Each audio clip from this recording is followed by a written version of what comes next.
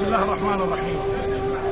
أولا نوجه رسالة من قبيلة البور من كشخابور إلى الفاو، مجتمعين هذا اليوم لقضية مهمة جدا، بنحملهم كل المسؤولية اتجاه القبائل والعراق كله.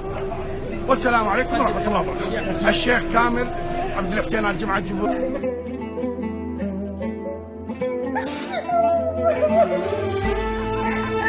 ما عندك شرف، ما عندك انت اخلاق، ما عندك خوات تخاف ينحرفن.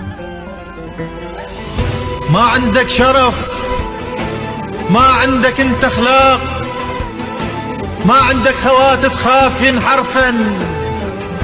ما عندك قيم، ما هزك الخوف والنز عن قبالك باكر يشورن.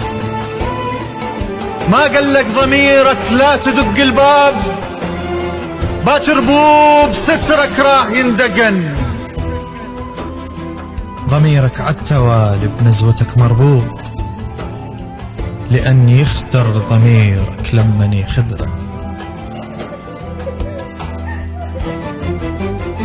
ضميرك عالتوالي بنزوتك مربوط، لأن يخدر ضميرك لمن يخدرن.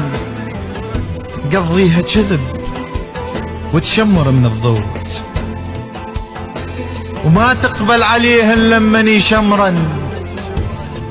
العايفهن ببيتك هم يجيهن دور، ويجي مثلك نذل وبفرشته يعثرن.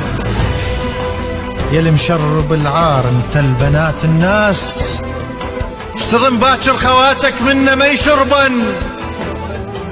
يشربن وحق ربك الله بالمرصاد. حوبتهن كبيرة بحرقة من يدعن، وما ترضى على اختك الله ما يرضاه، واذا ترضى اذا اللي براسك يلمعن. شد غيرة وشرف خاطر تصير انسان، الدعارة ويا الشرف هيهات ينجمعن.